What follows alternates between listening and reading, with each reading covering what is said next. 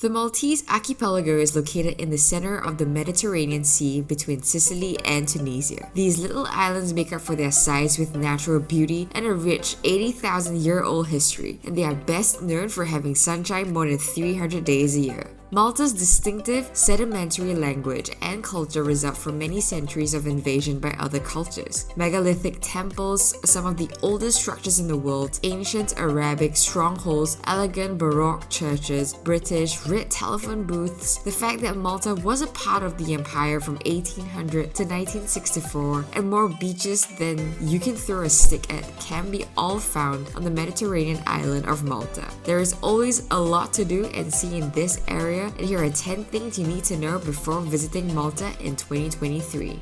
Number 1. All year round. From May to October, when the festival season is in full flow, Malta is an extremely joyful and exciting place to visit. Easter and Christmas are two holidays you shouldn't miss. Roman Catholicism is a deeply held belief on the island, and the islanders' shows of devotion reflect that. It's important to remember that the islands are as far south as Algeria, therefore the warmest months are July and August. If you must go in the late spring or early summer when temperatures are mild enough to enjoy the beach, or in the fall after the heat has dissipated. However, the greatest time for hikers and history aficionados to explore the stunning coastline paths and historic temples and ruins is from November to April. Number 2. Valletta. The architectural splendor of the nation's capital is unmatched. The city was fortified in the 1600s and has a walled layout with perfectly grid-like streets. This city is perfect for strolling with its magnificent sandstone cathedrals and marble avenues where most houses have unusual box balconies. Since it was proclaimed the European Capital of Culture in 2018, Valletta has become the island's cultural center. It plays host to various art exhibitions, film festivals, and musical events throughout the year.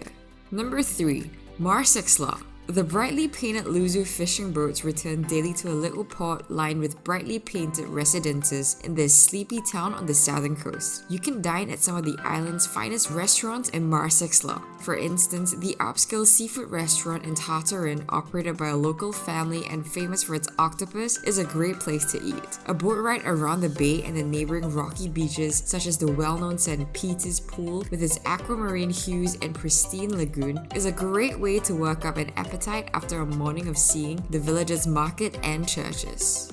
Number 4. Medina. As early as the Bronze Age, this hilltop stronghold was home to a community of people. Originally founded by the Phoenicians in the 8th century BC, the city's name was changed to Medina by the Aghlabid dynasty of Algeria. Its name, the Silent City, comes from the fact that it hasn't been Malta's capital for centuries and is now mostly home to monasteries and nunneries. The picturesque streets are no longer as tranquil as they once were. The fact that they were utilized to shoot Game of Thrones has made them a huge hit with sightseeing groups. Explore the area by detouring to its many side streets and meandering lanes.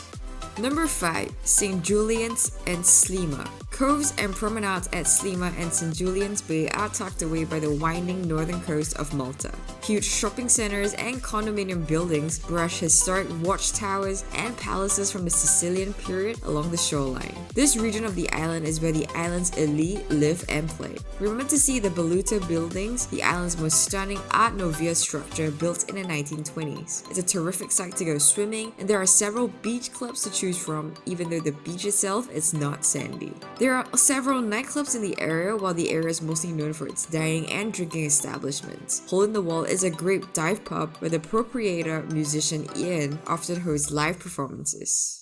Number 6. Best activities. If you only have time to see 1 or 2 sites in Malta, make it the megalithic stone temples. Before the Göbekli Tepe temple in Turkey was discovered, many believe that these structures were the oldest in the world. The largest Haga Kim site, the Hypogym, and the Taksim temples were all constructed between 3600 and 2500 BC and are excellent sites to begin exploring. When you're done, go to Valletta's National Museum of Archaeology to see out the ancient items unearthed there. If you have a chance to be on the island on the weekend between April and October, you should look into whether or not there is a festival going on. On these holidays, there is a street celebration in honor of the town's patron saint. Each community celebrates its patron saint on this day.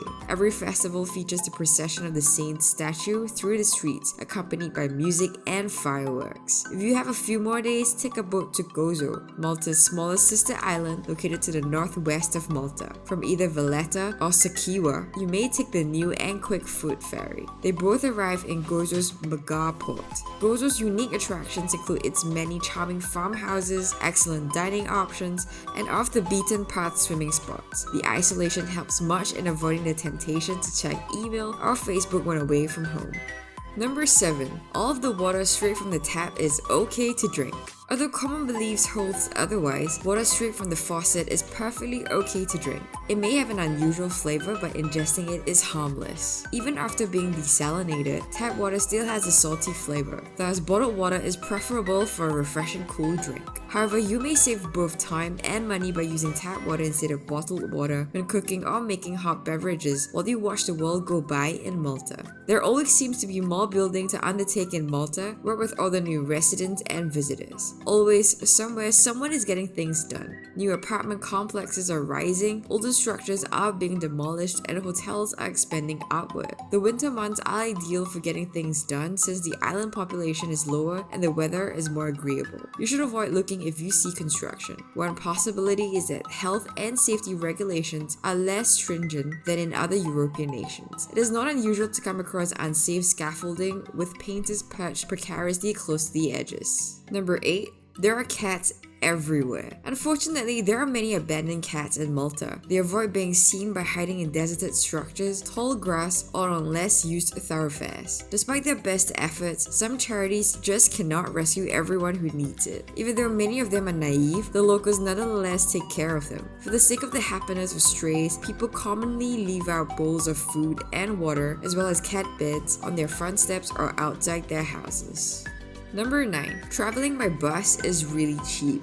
To move across the island of Malta, buses are your only option, as the country has neither a subway or a tram system. A regular bus fare is 1.5 euros, 2 euros in the summer, and 3 euros at night. Keep in mind that drivers may not always have change for tickets purchased for 10 or 20 euros. The bus operated by Malta Public Transport makes it simple to travel between the two small islands of Malta and Gozo. The Valletta bus terminal can be found immediately south of the city gate and serves as the starting point for most routes around Malta. The island's public transportation system, the bus, is a good alternative to renting a car. Although you may have to wait for a few buses in the height of summer, for about 2 euros, you may go everywhere on the island. Your ticket may be valid for 2 hours, so if you need to change buses or travel someplace else within that time, simply have the driver scan it. As the island is so tiny, there is no way that is inconveniently located.